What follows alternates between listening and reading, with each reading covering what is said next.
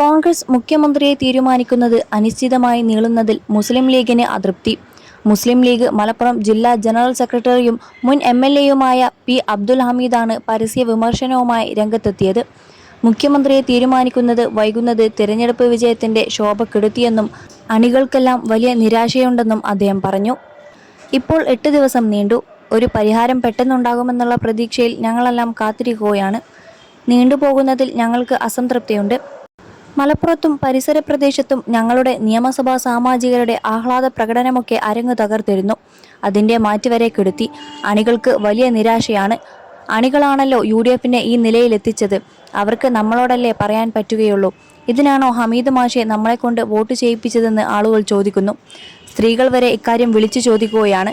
അവരിൽ അമർഷം കാണാനുണ്ട്. വിജയത്തിന്റെ പ്രഭ നേരത്തെ കെട്ടു. വളരെ പെട്ടെന്ന് സർക്കാർ അധികാരത്തിൽ വരണമെന്നാണ് ആഗ്രഹം. അബ്ദുൽ ഹമീദ് പറഞ്ഞു.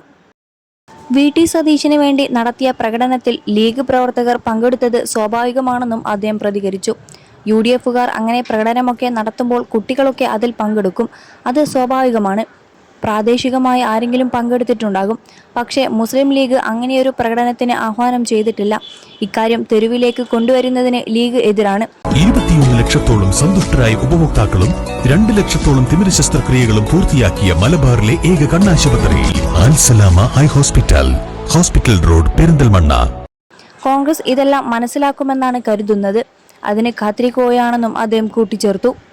അതോടൊപ്പം കേരളത്തിലെ മുഖ്യമന്ത്രി പദവിയെ സംബന്ധിച്ച ഔദ്യോഗിക തീരുമാനം അടുത്ത 48 മണിക്കൂറിനുള്ളിൽ ഉണ്ടാകുമെന്ന് K. മുരളീധരൻ. നാളത്തെ ഫ്ലൈറ്റിൽ പോകും. ഡൽഹിയിൽ എത്താൻ പറഞ്ഞു. മുഖ്യമന്ത്രി ചർച്ചയുമായി ബന്ധപ്പെട്ട് തന്നെയായിരിക്കും ചർച്ച. അല്ലാതെ കാലാവസ്ഥയെക്കുറിച്ച് ചോദിക്കാൻ വിളിക്കില്ലല്ലോ. എന്താണ് ബാക്കിയെന്ന് നാളെ ചെല്ലുമ്പോൾ അറിയാം. പറയാനുള്ളത് മുന്നേ തന്നെ പറഞ്ഞിട്ടുണ്ട്. നാളെയും അതുതന്നെയായിരിക്കും. MLAമാരുടെ എണ്ണം നിങ്ങൾ പറയുന്നത് പോലെ ആയിരിക്കില്ലല്ലോ. ഹൈക്കമാൻഡ് തീരുമാനം ഫൈനലാണ്. അത് ഫൈനലാണ്. ആരെയും ബോധ്യപ്പെടുത്തേണ്ട ആവശ്യമുണ്ടെന്ന് തോന്നുന്നില്ല. നാളെയോ മറ്റന്നാളോ ആയി തീരുമാനമെടുക്കുമെന്നും അദ്ദേഹം വ്യക്തമാക്കി. 10 ദിവസത്തോളം സമയമെടുക്കുന്നത് സ്വാഭാവികമാണ്. MLAമാരുടെ അഭിപ്രായത്തോടൊപ്പം തന്നെ കേന്ദ്ര നേതൃത്വം മറ്റു ഘടകങ്ങളും പരിശോധിക്കുന്നുണ്ടെന്നും അദ്ദേഹം വ്യക്തമാക്കി. മുഖ്യമന്ത്രി സ്ഥാനത്തേക്ക് പരിഗണിക്കപ്പെടുന്ന 3 പേരുമായി ഹൈക്കമാൻഡ് വിശദമായ ചർച്ചകൾ നടത്തിയതായും മല്ലികാർജുൻ ഖാർഗെയും രാഹുൽ ഗാന്ധിയും ചേർന്ന് അന്തിമ തീരുമാനം എടുക്കുമെന്നും അദ്ദേഹം പറഞ്ഞു. ഹൈക്കമാൻഡ് എടുക്കുന്ന തീരുമാനം അന്തിമമാണെന്നും ആ ഉത്തരവ് ആരും ലംഘിക്കില്ലെന്നും അദ്ദേഹം കൂട്ടിച്ചേർത്തു.